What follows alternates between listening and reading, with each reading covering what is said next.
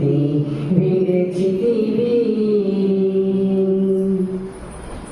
ప్రేమన తెలియని మందభాగ్యులను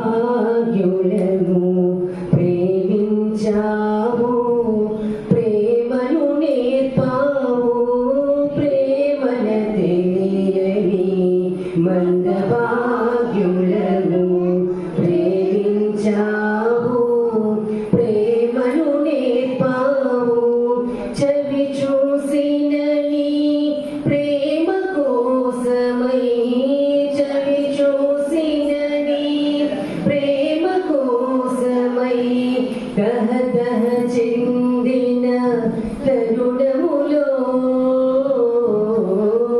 దహదహ చెందిన తరుణములో తరుణా తండ్రి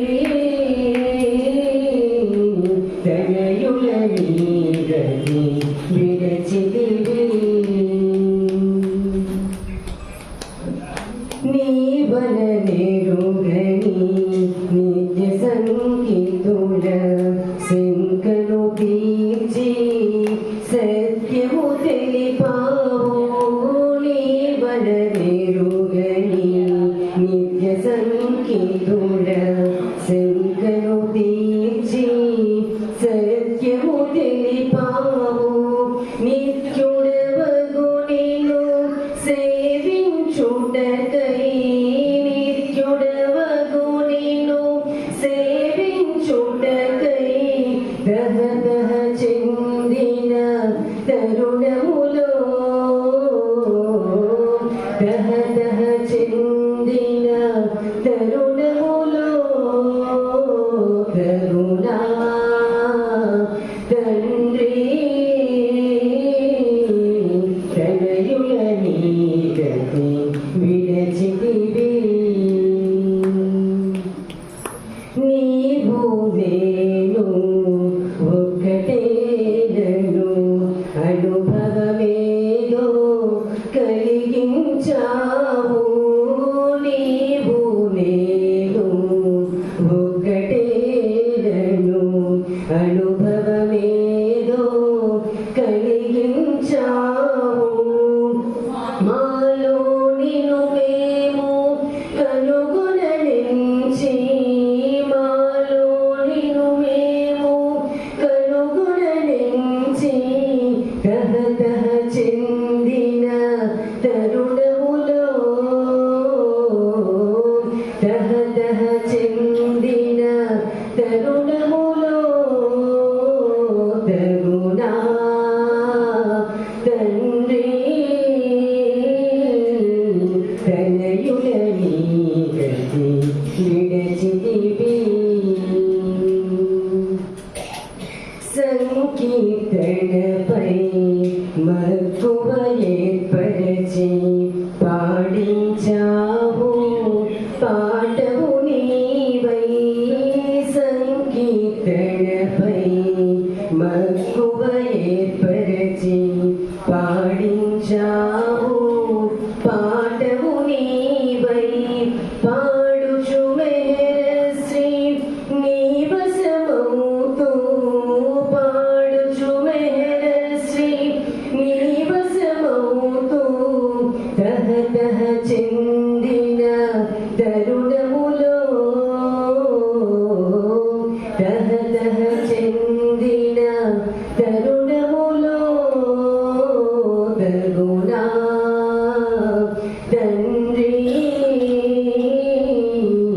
తనయుల గతి విరచితివి అతులితమౌ నీ సన్నిధిలో చేర్చి అతులితమౌ నీ సన్నిధిలో చేర్చి ఆపై చిత్రముగా ఆపై చిత్రముగా తరుణా తండ్రి తనయుల గతి విరచితివి తగునా తండ్రి నుండి తనయులని గతి విడచితివి. अवतार मेहर बाबा की जय. अवतार मेहर बाबा की जय. अवतार मेहर बाबा की जय. अवतार मेहर बाबा की जय. ఈరోజు ప్రతి సంవత్సరం లాగే మా నాన్నగారు బాబాలో ఐక్యమైన రోజు ఈరోజు. ఈ సందర్భంలో బాబా వారి సంకీర్తన కార్యక్రమం మనం ప్రతి సంవత్సరం లాగే ఈసారి కూడా ఈ సెంటర్లో ఏర్పాటు చేసుకోవడం జరిగింది. ప్రతిసారి కూడా హరీష్ తాతగారికి మీద ఉండేటువంటి మక్కువతో ఒక సంకీర్తన వాడు బాబా వారి చేత రాయించి ఇవ్వడం జరుగుతుంది. ఈరోజు రావడానికి అవకాశం లేకపోవడం చేత ఫోన్లో వాడు ఖచ్చితంగా సంకీర్తన చేస్తాడు. అది లాస్ట్ సంకీర్తన. నెక్స్ట్ రంగప్రసాద్ గారు బాబా వారి చేత ఏం మాటలు మాట్లాడిస్తారో ఆ మాటలు మనతో పంచుకుంటారు. అవతార్ మెహర్ బాబాకి జై.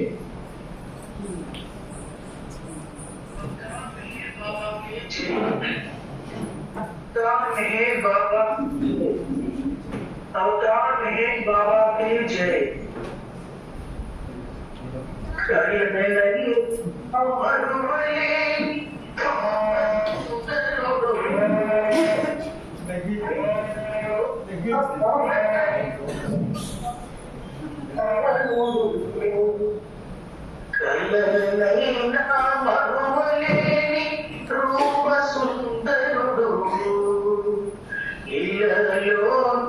అవతరించెను పరమాత్ముడు మెహర్ బాబాయే ఈనాడు మహిమసాడు దివ్య ప్రియముడు మెహర్ బాబా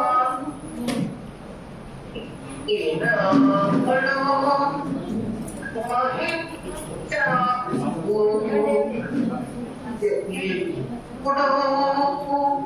మౌనమే తన భాషయే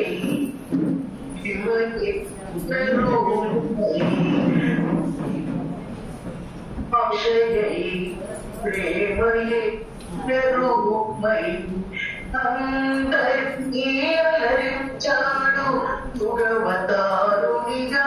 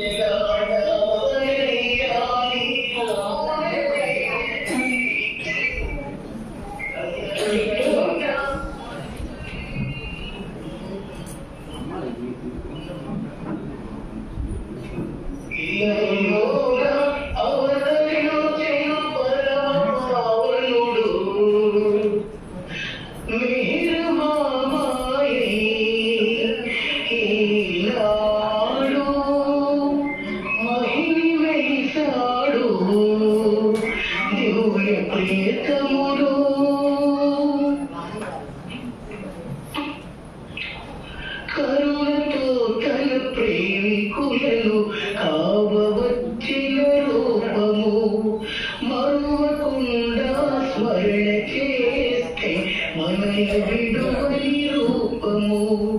కరుణతో తన ప్రేమికులను కావవచ్చిన రూపము మరువకుండా స్మరణ చేస్తే మనయ విడువని రూపము.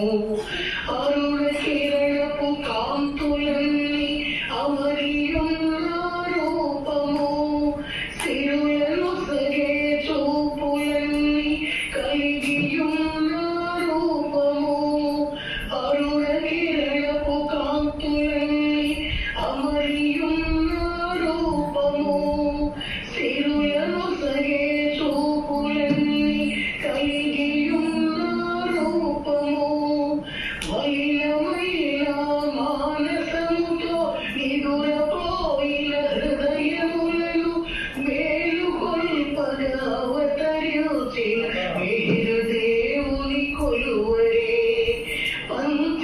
పంచాక్షరమంత్ర పుష్పము పరవశమున పాడరే వేలు కొల్పగ అవతరించిన వీరు దేవుని కొలువరే పంచాక్షరమంత్ర పుష్పము పరవశమున పాడరే అవతార మేర్ బాబా की जय अवतार मेर बाबा की जय कयनैना मरुवैनी रूप सुंदरुडु इलयोन अवतరించెను परम पावनुडु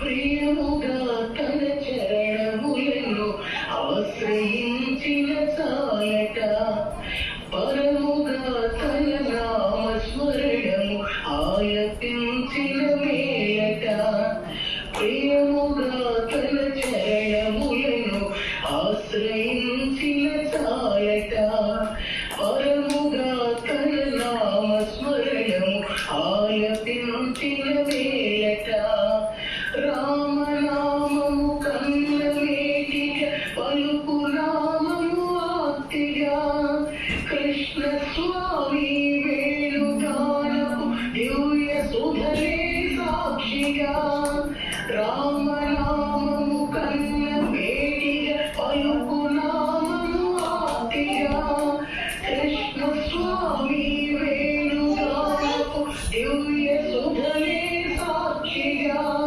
మధురమైన సామగానపు మధువు గ్రోలికి తీయగా మేరు మేరను నామస్మరణము వెలయు జగతిని ఘనముగా మేరుదాసుల హృదయ వీర్య మారి గర్భాలయముగా మేరు మేరను నామస్మరణము వెలయు జగతిని ఘనముగా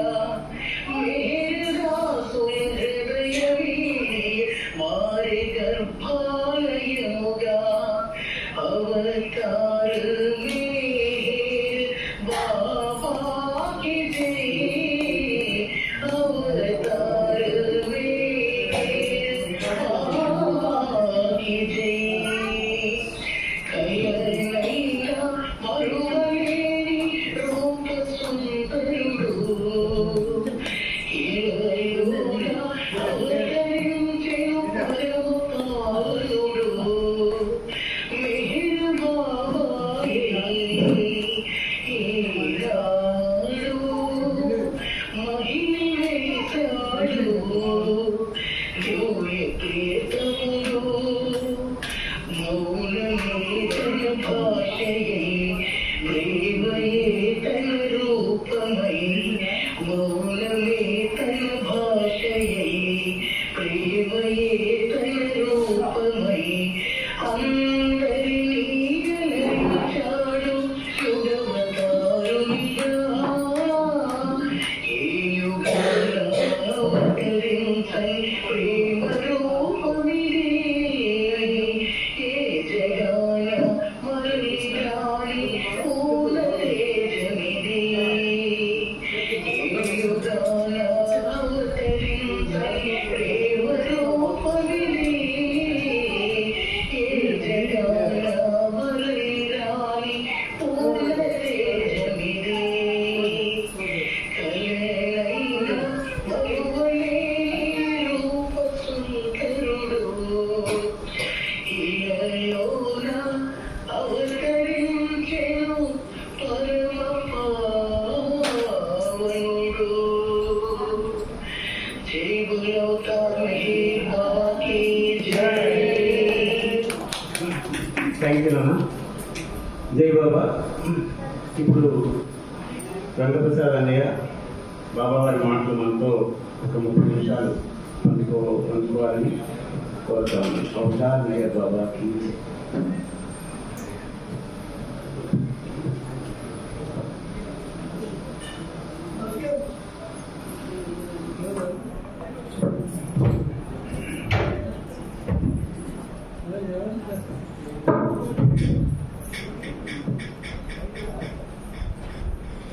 అవతార్ మెహర్ బాబా की జై.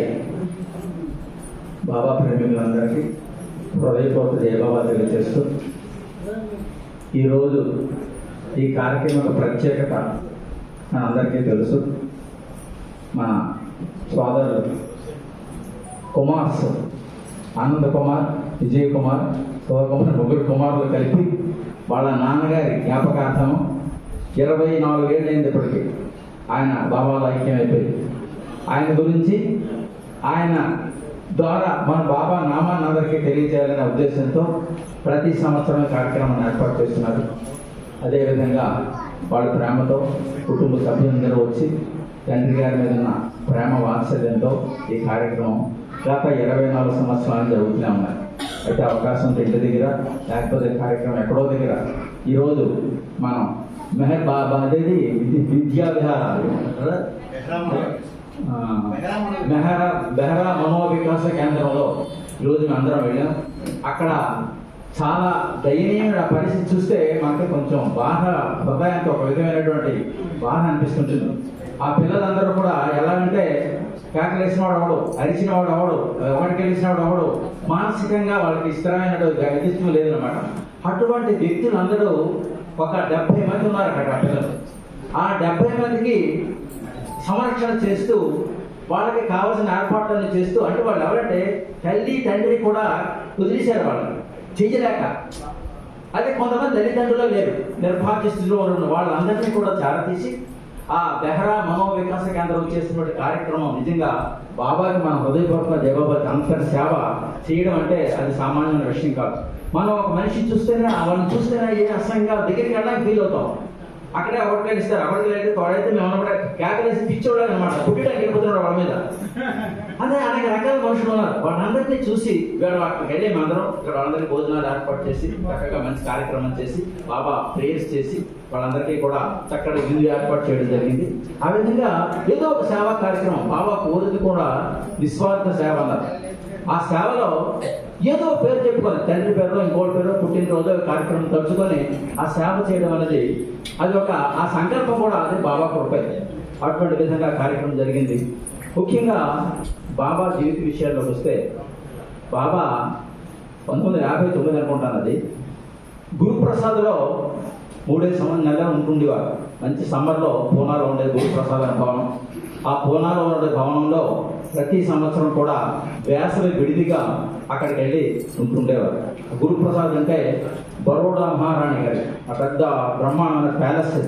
ఆ ప్యాలెస్ బాబా కోసం ఇచ్చి ఆయన ఎన్నాడైనా ఉండొచ్చు అని చెప్పి ఆమె కూడా అక్కడికి వస్తే ఆ ప్యాలెస్లో ఉండకుండా బయట ఉండేవారు. అటువంటి విధంగా ఆ ప్యాలెస్లో బాబా ఉండేవారు.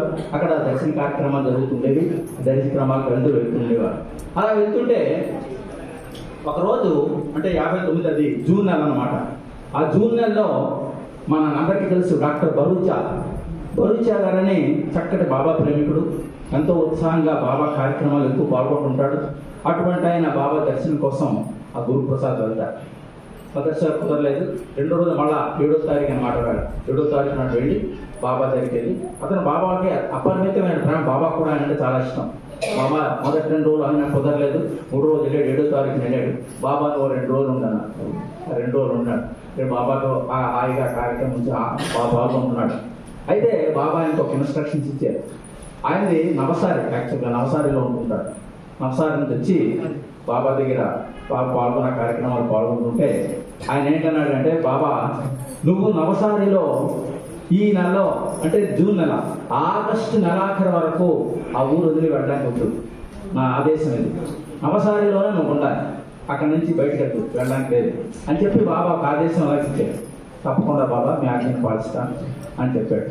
అలాగైపోయింది. అయితే అసలు ఆయన ఎందుకు బాబా చెప్పారో అదంతా బాబాకి తెలియదు, మనకు అర్థం కాదు. అయితే ఏంటైంది, ఆయనకి 2 సిస్టర్స్ ఉన్నారు. ఆ 2 సిస్టర్స్లో ఒక అమ్మాయికి పెళ్ళయింది.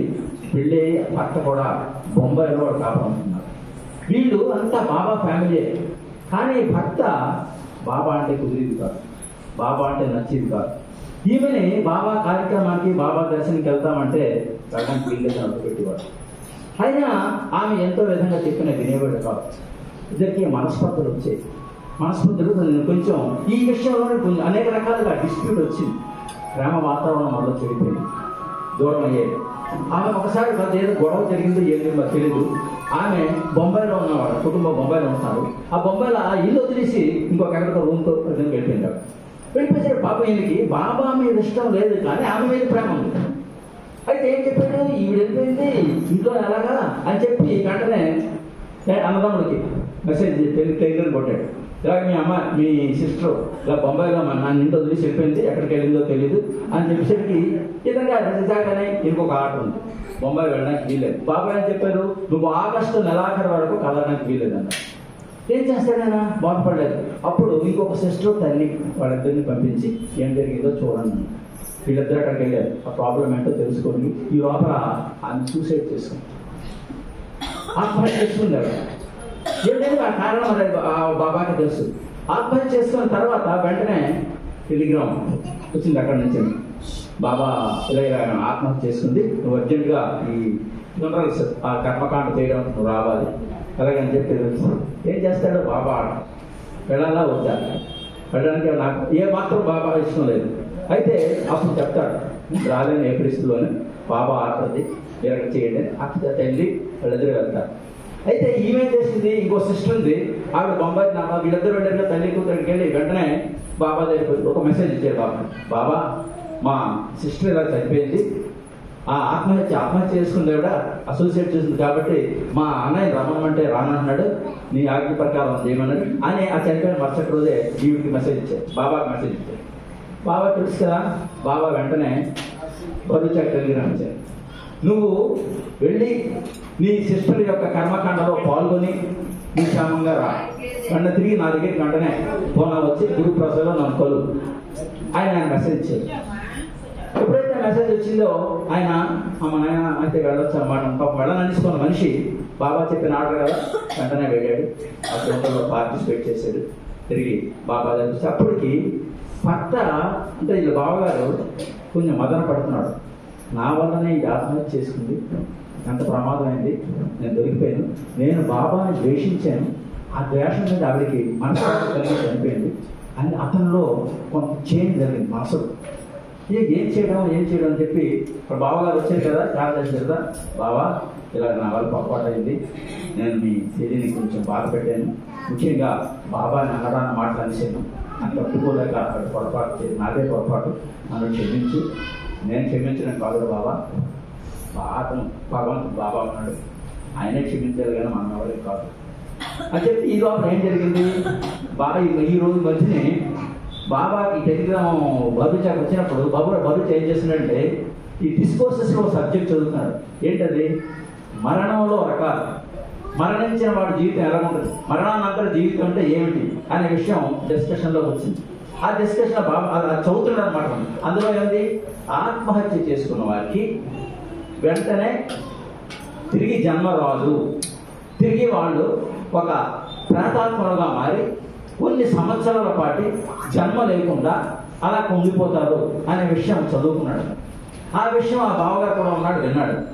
అప్పుడు ఈ మనసులో ఏంటి, అయ్యో నా భార్య జన్మ రాదా, పాప నరకంలో ఉండిపోతుందా, ఎన్ని సంవత్సరాలు జన్మ రాదా అని కొంచెం మదన పడితే, అయ్యో నా వల్ల పొరపాటైంది, బాబా ఏమంటారో ఏమిటో, బాబాకి వెళ్ళి నేను వేడుకుంటాను అని అతని మనసు. ఆ బాబాని ఇష్టమైన మనిషి వెంటనే ఆయన మారి ఆ విషయాన్ని అంతా ఆలోచించి బాబాను అడుగుతాడు, బరుచాను ఇలాగా ఆ వల్ల పొరపాటాను, బాబా నాకు దర్శనానికి యాక్సెప్ట్ చేస్తారా, నేను దర్శనం చేసుకోవచ్చా అని అడుగుతాడు.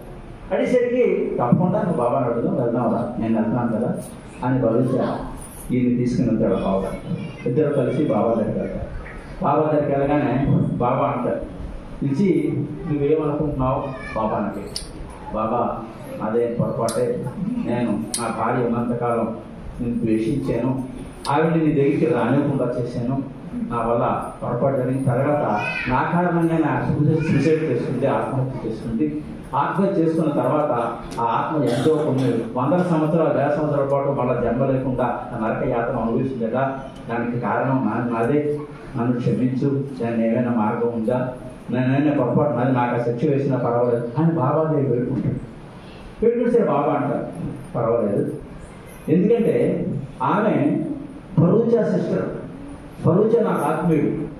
పరుచ అంటే నా వాడి కుటుంబంలో ఎవరైనా సరే ఒక బాధ వస్తే నేను కాపాడుకున్న బాధ్యత నా కుటుంబం అది. నన్ను నేను కాపాడుకుంటాను అంటే మీరు కావస్తాను లేదు బాబా, ఆమె పరిస్థితి ఎలాగైంది మీరు చెప్పిందే నేను మీ బుక్లోనే చదివాను. ఆవిడికి పునర్జన్మ రాదుట, కొన్ని వందల సంవత్సరాల వరకు నరకంలో ఉండిపోతారు కదా అప్పుడు అంటారు. బాబా అంటారు, నేను ఎవరిని? అవతార పురుషుని. నా కుటుంబం నా బాధ్యత నాది. ఆమెకు నేను వెంటనే పునర్జన్మ ప్రసాదిస్తాను. వెంటనే పునర్జన్మ వస్తుంది. దానికి ఈ ప్రేతాత్మ రూపం అవసరం లేదు. తర్వాత ఇంకొక జన్మలో ఆవిడ నా దగ్గరికి వస్తుంది. ఒక జన్మలోనే. కారణం ఏంటి? ఈ జన్మలో అది ఇప్పుడే తీసుకొచ్చాను. కానీ ఆమె నిన్ను అమితంగా ప్రేమించింది, భర్తని నిన్ను అమితంగా ప్రేమించింది కాబట్టి నెక్స్ట్ జన్మలో నీకు మళ్ళా స్నేహితురాలుగా, సోదరుగానో, తల్లిగానో, తండ్రిగానో జన్మించి ఒక జన్మ వరకు తర్వాత మళ్ళా ఆవిడికి మోక్ష ప్రాప్తిస్తాను అని బాబా చూడండి ఎంతటి హామీ ఇచ్చారు.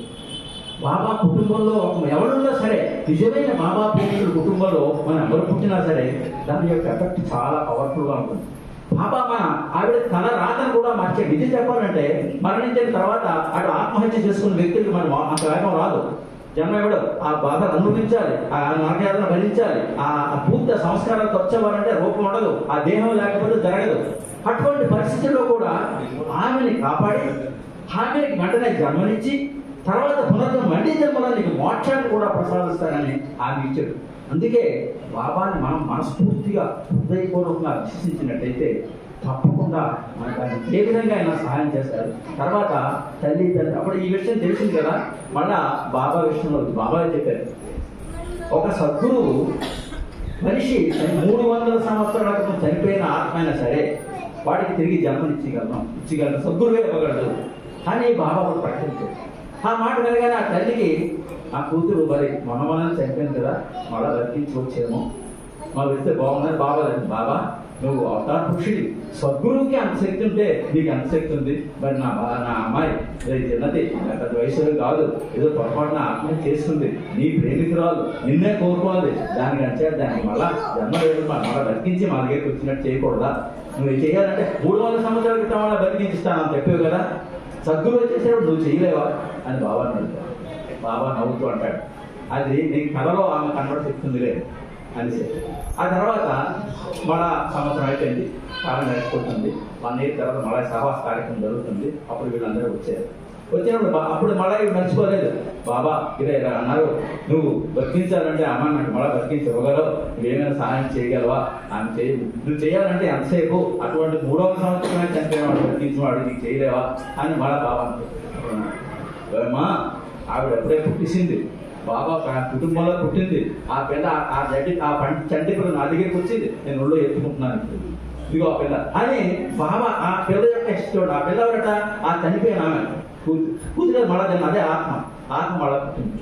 ఆ విధంగా బాబా తెలుసు మనం ఏమిటో మనం అనుకుంటాం, ఎక్కడ ఏం జరుగుతుందో కానీ బాబా అటువంటి విధంగా ఆ ఆత్మ యొక్క ప్రగతిని చెప్తూ ఆ విధంగా ఆమె పుట్టింది. ఆమెకి ఇంకా జన్మ మరొక జన్మే చూడండి అంత చెప్పాడు అంటే. అంతటి అదృష్టం బాబా ప్రేమికులలో నిజమైనటువంటి ప్రేమ అందరిలో ఉంటే అంత చక్కగా కార్యక్రమాలు చేస్తాడు. మనందరినీ కూడా ఆయన తన కుటుంబం, తన బాబా ఏంటంటే మనందరం ఒక ఫ్యామిలీ, మన తండ్రి మనకి బాబాయే, ఆ తండ్రి బిడ్డలో మనందరం అంచేత మనందరం ఒకే కుటుంబం. మనకి కుల మత జాతి భేదాలు లేవు, అన్ని మతాల వాళ్ళు ఆయన కుంగులోనే ఆయన అండలోనే ఉన్నాం. అటువంటి ప్రేమ మార్గంలో నడిపే విధంగా బాబా చేస్తారు. అదే భగవత్ చెప్పారు. అదే ఇంకొక చిన్న సంఘటన చెప్పి నాకు టైం పెట్టి చూపిస్తాను. తర్వాత ఒక ఇలాగే బాబా దర్శన కార్యక్రమంలో పూనాలోనే దర్శన కార్యక్రమానికి ఒక superintendent of police, TSP deputy superintendent of police బాబా దర్శనం కోసం కుటుంబంతో వస్తారు. బాబా దర్శనం చేసుకోవడానికి వస్తారు. బాబా దగ్గరికి వస్తాడు పూనాలో. బాబా దగ్గర వచ్చి బాబా దగ్గర కూర్చుంటాడు, ఏడుస్తుంటాడు, చాలా బాగా ఏడుస్తుంటాడు. మంచి ఆఫీసర్, ఉన్నతమైన పదవిలో ఉన్నాడు, ఆయన ఏడుస్తున్నాడా ఈయనని బాధపడతాడు. అందరికి ఎవరికి అర్థం కాదు. బాబా దగ్గరికి వచ్చి, బాబా నువ్వు చెప్పింది నేను విన్నాను కాదు, నా వాళ్ళ పొరపాటాను, నేను తప్పు చేశాను బాబా ఏంటి అతనికి బాబా చెప్పారు, నువ్వు సూపరింటెండెంట్ ఆఫ్ పోలీస్ పెద్ద కేడలో ఉన్నా, నువ్వు చేసినటువంటి ఉద్యోగం చాలా క్రిటికల్గా ఉంటుంది, నువ్వు మాత్రం ముఖ్యంగా నేను చెప్తున్నాను లంచం మాత్రం పుచ్చుకోకు అని స్పెసిఫిక్గా చెప్పాడు ఆయన. అంటే అలాగే బాబా అన్నాడు. కానీ ఆయన పరిస్థితి నుంచి ఆ బాబా చెప్పిన మాట వినలేదు. వినకపోవడం వల్ల ఒకటే సంఘటన ఏంటంటే, ఒక రోజు ఎవరిదైనా అప్పుడు ఆ రోజు 1959 ఆ రోజు అప్పుడు అనమాట. అప్పుడు ఏంటంటే ఒక ఆయన ఆవిడ వచ్చాడు, కరప్షన్లోనే అంత 100 రూపాయలు ఆవిడ వచ్చాడు. ఆ 100 రూపాయలు తీసుకున్నాడు. తీసుకుని ఆ మరుసటి రోజే ఆ కుర్రాడు హాస్పిటల్కి వెళ్ళి వస్తుంది. అతను కూడా వాళ్ళ అబ్బాయి హాస్పిటల్ ఈ 100 రూపాయలు పట్టి 500 వచ్చేది. ఆ మనసులో ఉంది, అమ్మాయి బాబా చెప్పారు, నేను విన్నాను కాదు, ఇలా చేశాను, పొరపాటు అయింది. అంతేకాదు మళ్ళా మరి అతనికి అలవాటు జనరల్గా ఎవరో కరప్షన్ మళ్ళీ వచ్చేసరికి అలా కరప్షన్ చేసి మళ్ళా డబ్బులు ఎక్కువ తీసుకున్నాడు. దాంతో ఆయన ఆ వైపు కంప్లీట్ సిక్ అయిపోయి ఆయనకి కొన్ని వేల రూపాయలు ఖర్చు అయిపోయి మొత్తం మాట్లాడారు. ఎంతగా ఇదైన వాడు కూడా అక్కడికి కరప్షన్లో దొరకకుండా సేవ్ అయ్యాడు. కానీ మళ్ళా అది కూడా తెలిసి బాబాయ్ చెప్పినప్పటికీ వాడి మనసులో ఉంది, బాబా చెప్పారు నేను అన్నాక, అందుకే నా భార్య పరిస్థితి అలా అయిపోయింది, ఇంత డబ్బు తగలిసింది, ఇంకా జ్ఞానం లేదు అని మదన పడిపోతున్నాడు. తర్వాత బాబా ఇంకో సంఘటన ఏంటంటే, ఒక అమ్మాయికి సంబంధం చూశారు. సంబంధం చూసి పెళ్ళి మొత్తం మీద పెళ్ళి అయిపోయింది. ఆ పెళ్ళి అయిపోయిన తర్వాత ఆయన ఇప్పుడు ఆఫ్రికాలో ఉంటున్నాడు. భర్త పెళ్ళైన పెళ్లి కొడుకు, ఈవిడ ఇక్కడ ఉంటుంది. అయితే ఆయన ఏం చేశాడు, పెళ్ళయింది. పెళ్ళి అయిన తర్వాత అది ఆక మొత్తం మీద ఇన్ఫర్మేషన్ తెలిసింది, వీడి పెళ్లికి పనికిరాడు, నమ్మకం అనిపిస్తుంది. ఆ పెళ్లి అయిపోయింది, ఏం చేయడం బాగుపడలేదు, ఆఫ్రికా వెళ్ళిపోతే అలాగా అంతే. వచ్చి బాబా వీడేం చేశాడు, బాబా దగ్గరికి వచ్చాడు. బాబా విషయం బాబా తెలియదేముంది, బాబా తెలియదు అంతా తెలిసి, బాబా పరిస్థితి ఎలాగైంది, ఆయన ఇలాగట, ఎవరు చెప్పారు ఆయన నమ్మకం లేదు బాబా అందరూ అనుకుంటున్నారు. అయితే నేను చెప్తున్నాను, ఆఫ్రికా పంపించి జీవితం బాగుంటుంది అసలు ఏం భయపడదు. లేదు బాబా అందరూ అంటున్నాడు. అయితే లేదు నేను చెప్పిన మాట విన్నాను, అలాగే బాబా అన్నాడు. వీటికి ఇంకా బాబా మీద అనుమానం కంగారు, ఇది నమ్మకం కలగలేదు. వెంటనే డాక్టర్ దగ్గరికి వెళ్ళి టెస్ట్ చేస్తామని ఆ కుర్రాడు అన్నమాట. ఆ కుర్రాడికి ఏంటంటే నా మీద ఎంత అనుమానం ఉన్నాడో అని చెప్పేసి ఆ అమ్మాయిని వదిలేసి అక్కడికి వెళ్ళిపోయాడు. మరి తీసుకెళ్ళిపోతే ఏమవుతుంది, ఈ అమ్మాయికి ఉండిపోయింది. అక్కడ ఆయన వెళ్ళిపోయాడు. సంవత్సరమైన 2 సంవత్సరాలు రావట్లేదు. ఈవిడికి మెంటల్ వచ్చింది. ఆ పిల్లలు శుభ్రంగా అనవసరంగా ఆరోగ్యం దెబ్బతిని కంప్లీట్గా కోసం చెప్పి అప్పుడు బాబా దగ్గర వచ్చి, బాబా ఇదిసారి చెప్పినా విన్నాడు కాదు వాడు, చూడండి ఆ బాబా దగ్గర వచ్చి అప్పుడు బాబా నేను చెప్పేలా విన్నాను కాదు, నేను అక్కడ రావడం మనిషి ఆఫ్రికాలో ఉన్నాడో ఎక్కడ ఉన్నాడో అడ్రస్ ఏమీ లేదు, ఏం చేయమంటారు నా మాట కన్నప్పటికీ బాబా ఎవరికైనా ఒక ఆదేశం ఇస్తే దాన్ని మనం అమలు చేయకపోతే వచ్చిన ప్రమాదం గురించి జరిగినటువంటి సంఘటనలు అనేవి ఉంటాయి. అలాగే అనేకమైనటువంటి సంఘటనలో ఇది ఒకటి. ఇంకో చిన్న విషయం చెప్తాను, మన అందరికీ తెలుసు, అబ్దుల్ ఫకర్వాన్ అని ఆయన బాబా ఈ ప్రేమాశ్రమం ఆ మెహర్ హజరత్ బాబాజీ స్కూల్ రన్ చేసేవారు 1923-24 ప్రాంతాలు. ఆ స్కూల్లో పనిచేసినప్పుడు ఈ కుర్రాడు అక్కడ జాయిన్ అవుతారు. బాబా ఏం చేస్తారు, అటువంటి వాళ్ళందరూ తీసుకుని ఒక ప్రేమాశ్రమం పెట్టి, ప్రేమాశ్రమంలో 2 రకాలు ఉన్నాయి. హజరత్ బాబా స్వామి ప్రేమాశ్రమం. ప్రేమాశ్రమంలో ఉన్న వాళ్ళందరూ కూడా ఆధ్యాత్మికంగా ఉన్నత స్థితిలో ఉన్నటువంటి వాళ్ళందరినీ తీసుకెళ్తారు. వాళ్ళకి ఏంటంటే చదువు మీద వ్యామోహం ఉండదు, బాబాను చూడడం, బాబాతో ఉండడం, బాబా కోసం ఉండడం. వాళ్ళు వేరే ఆలోచించారు, బాబా బాబా బాబా అనుకుంటారు. అదంతా బాబా మీద చూసుకుంటారు. బాబా వచ్చి పాఠాలు చెప్తే ఆయన వైపు చూసుకుంటారు. బాబా క్లాస్ కండక్ట్ చేసినప్పుడు ప్రతిరోజు 1 గంట బాబా క్లాసులు చెప్పేవారు. అంటే ఈయన మాట్లాడారు, కానీ ఆయన పక్కన ఉన్నటువంటి ఆయన ఒక చెప్పి ట్రాన్స్లేట్ చేస్తూ చెప్తుండేవారు. అలాగా జరుగుతుంది. అందులో ఫకర్వాన్ సంగతి ఏంటంటే, ఫకర్వాన్ 1909లో పుట్టాడు. అక్కడ మన దేశం కాదు, ఆయన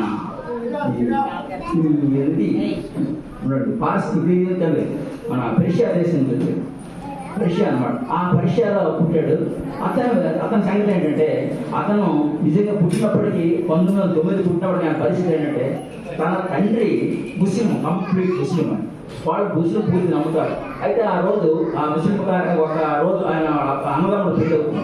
ఆ పెళ్ళైన సందర్భంగా వీడికి 87 తండ్రికి చూడండి ఒక కళ వస్తుంది. ఆ కళలో ఏంటి, ఒక తెల్లటి ఆకారంలో చుట్టూ ధరించి ఈ అడ్డంతో మంచి పొడతులు కూడా కనబడి ఆయనకి నీకు ఒక బిడ్డ పుడతాడు, వాడి పేరు అబ్దుల్లా అని పేరు పెట్టు అని చెప్పారు. 87 వయసు అది, నాకు పిల్లలు పుడతారంటాడేంటి, నాకు పేరు పెట్టమంటాడు మాట్లాడాడు కళ్ళ అనుకున్నాడు. తిరిగి అన్నాడు పెద్ద కొడుకు పెళ్లి అవుతుంది. ఆ పెళ్లిలో వీడికి వచ్చి నాకు ఇలా కొడుకు పుడతాడంట పెద్ద అనౌన్స్మెంట్ చేస్తాడు. పిచ్చోడు అనుకుంటారు, కానీ నిజానికి ఆ సంవత్సరం తర్వాత కొడుకు పుడతాడు. 87 వాడు బాగా ఆ కర్రలో కనబడి అది ఎవరు నాకు కనబడి చెప్పాడు.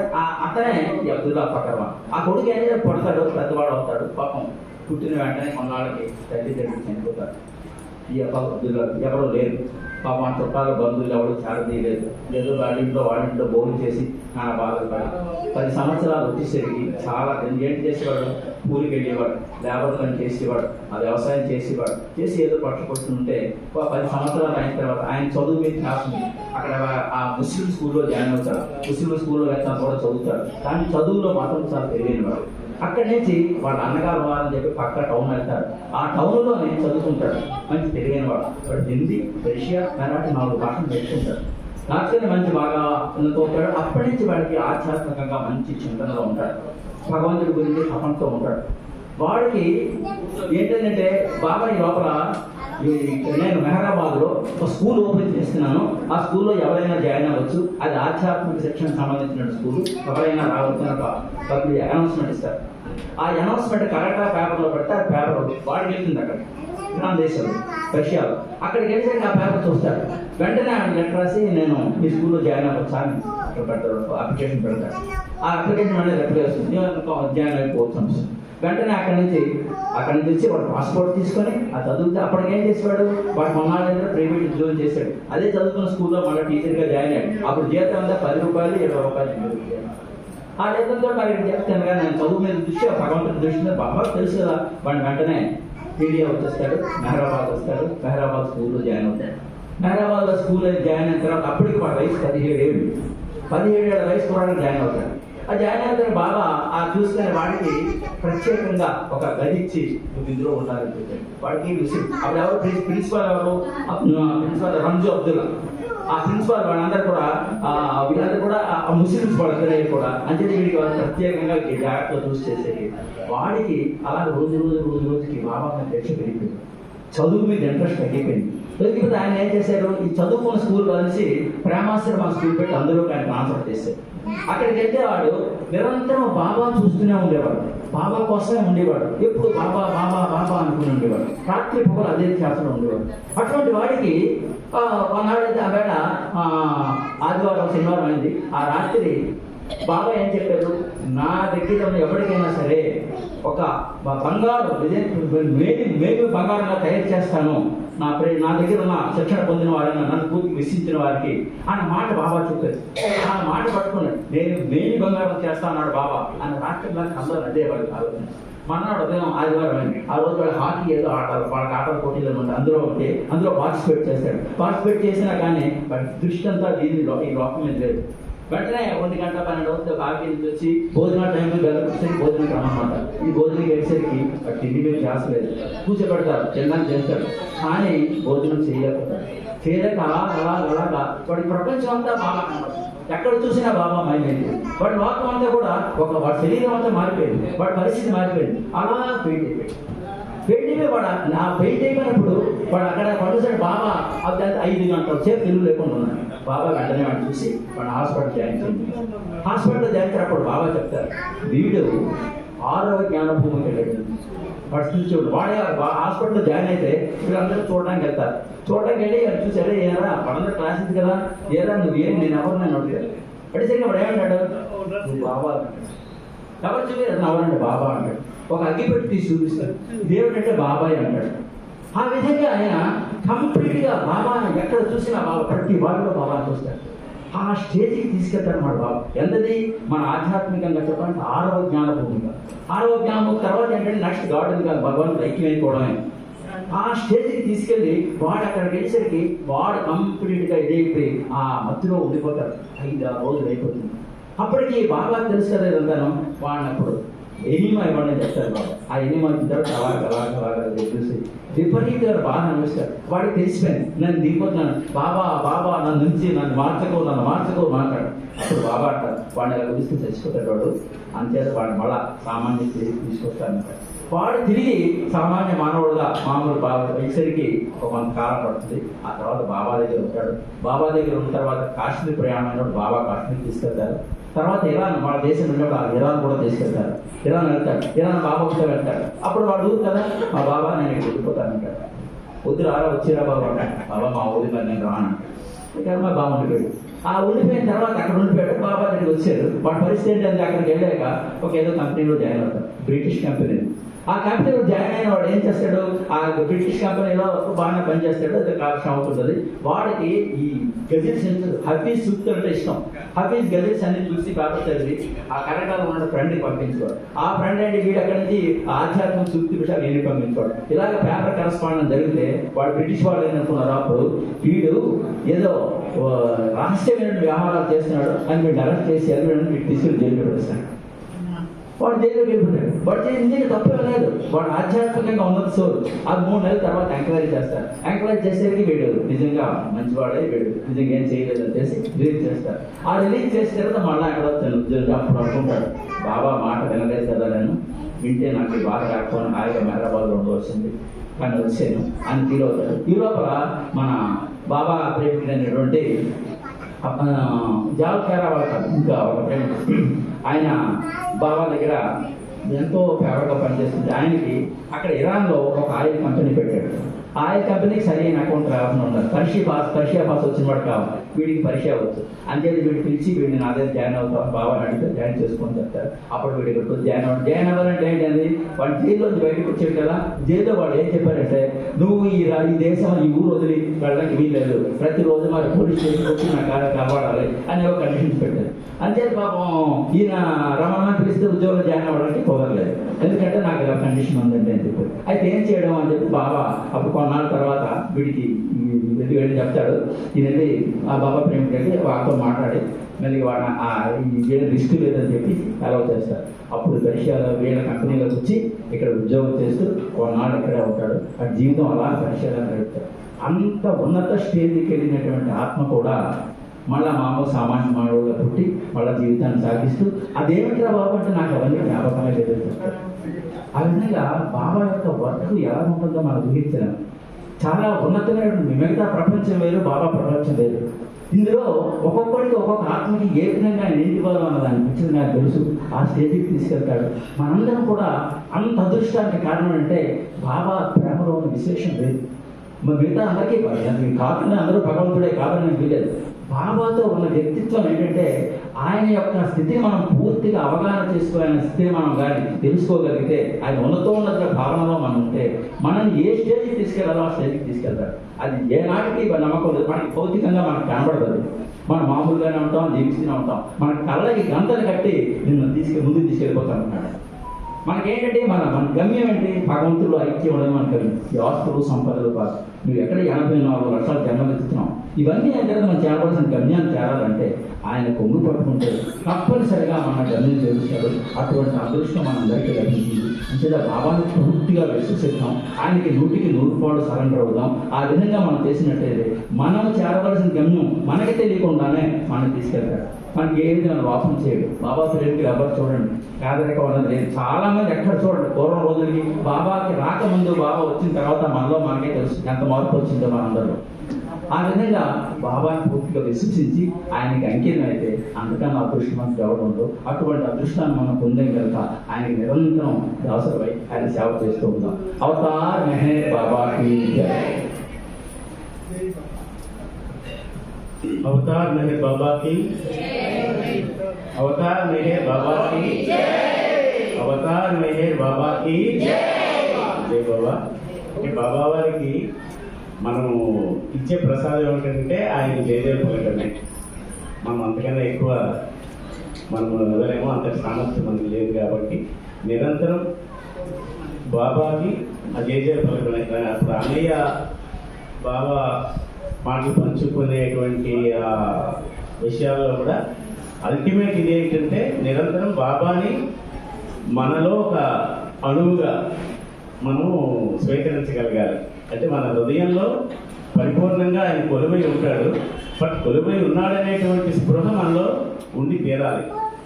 మన హృదయంలో మన ఊపిరి ఎలాగైతే నిరంతరం దానికి తెలియకుండా ఏ ప్రతిఫలాపేక్ష లేకుండా సాగుతూ ఉన్నదో, ఆయన తాలూకా ఆ స్పృహ కూడా మనలో ఉంటుంది. అది మనకు తెలియదు. కాబట్టి నిరంతరం ప్రభు నామం చేయగలిగేటువంటి భాగ్యం మనందరికీ ఇవ్వమని వేడుకుంటూ, ఈరోజు సందర్భం ఏంటంటే అందరికీ తెలుసు, మా భౌతికంగా మాకు జన్మనిచ్చినటువంటి మా తండ్రి గారు కృష్ణస్వామి గారు 1999 జనవరి 19వ తేదీన బాబాలో ఐక్యమైనారు. ఆయన ఐక్యమైన సందర్భంలో అప్పుడు కూడా బాబా ఏదైతే చెప్పి ఉన్నారో ఆ రకంగానే చేయడానికి మా సాయశక్తిలో ప్రయత్నం చేయడం జరిగింది ఇంతవరకు కూడా. ఎందుకంటే బాబా చెప్పింది ఏంటంటే, సాధారణమైనటువంటి కర్మకాండలను అన్నింటినీ కూడా బాబా విడనాడమని ఎందుకు చెప్పాడో అందరికీ తెలుసు. ఆ కారణం చేత పూర్తిగా ఆయనలో విశ్రాంతి తీసుకుంటున్నారనే భావంతోనే ఒక్కసారి, అంటే నిరంతరం ఆయన మా మధ్యలో ఉన్నప్పటికీ కూడా ఈ సందర్భంలో ఆయన్ని అందరి మధ్య ఆయనకి కృతజ్ఞతలు చెల్లించడానికి, అంటే భౌతికంగా మాకు జన్మనిచ్చారు, విద్యాబుద్ధులు ఇచ్చారు, మంచి జీవితాలని కూడా ఆయన వలన మాకు ఏర్పాటైంది. అది ఆయనకు కృతజ్ఞులుగా ఉన్నాము అనేటువంటి భావనతో ఆ కృతజ్ఞతని ఈ రూపంలో సోదరీమణులందరి సమక్షంలో ఇలాగా ఒక వేడుకలాగా జరిపించుకునేటువంటి భాగ్యం ప్రభు మనకి ఇచ్చి ఉన్నాడు. ఈరోజు కూడా ఆ ఆహ్వానాన్ని మన్నించి అందరూ ఇచ్చేసినందుకు మా కుటుంబం తరఫున హృదయపూర్వక జై బాబా తెలియజేసుకుంటున్నాను. ఈ సందర్భంలో ప్రతిసారి కూడా మనము ఆయన యొక్క అద్భుతమైనటువంటి కానుక, మరి ఆ కానుకలో ఎంతటి పెరిగి దారి ఉన్నదో అది ఆయనకి, అది రిసీవ్ చేసుకున్న వాళ్ళకి తెలుస్తుంది. మరి ఈరోజు అది ఎవరికి అందుతుందో మనం ప్రతిసారి కూడా మన మోడీ సాహెబ్, ఆయనైతే మోడీ సాహెబ్ గోళాశంకర్, ఆయన మోడీ సాహెబ్ ఆయన కాదు, ఆ మోడీ దీంతో మనం ప్రతిసారి కూడా చేస్తున్నాము. ఈరోజు 8 గంటల వరకు ఎవరైతే వచ్చి ఉన్నారో అక్కడ క్లోజ్ చేయడం జరిగింది. ఆ డబ్బాలో ఉండేటువంటి ఏమంటారు ఈ పాయింట్స్, మా ఇంట్లో చిన్నపిల్లైనటువంటి మా అన్విత ఇక్కడికి వస్తుంది. అన్విత వచ్చి అందులో కాయిన్ తీస్తుంది. అది ఎవరికి చెందుతుందో దా తల్లి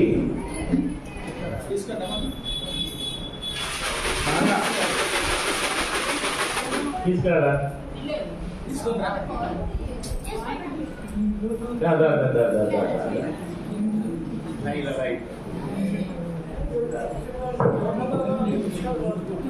తల్లి బాబా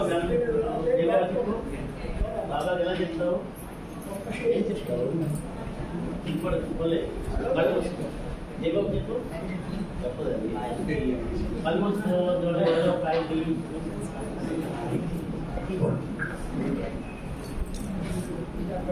అవతార్ మెహర్ బాబా की 38 అక్కడ 38 అవతార్ చూడు.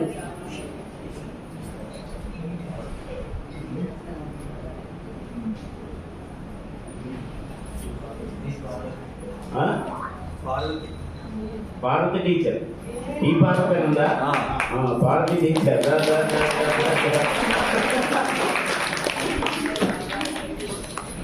జై బాబా. ఒక రకంగా అంటే ఈ బాబావారి కుటుంబంలో మాకు అత్యంత ఆపరేట్ మేమందరూ చిన్ని అని పిలుస్తుంటాం. భారతి టీచర్ ఆవిడ టీచరే కానీ మాకు టీచర్ కాదు. సో బాబా వారు ఆమెకి ఈ అవకాశాన్ని ఇచ్చినందుకు బాబా వారికి ముందుగా కృతజ్ఞతలు తెలియజేస్తూ,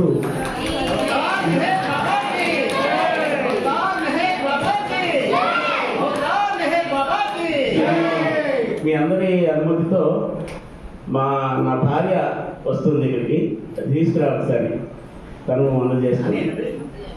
అది చందు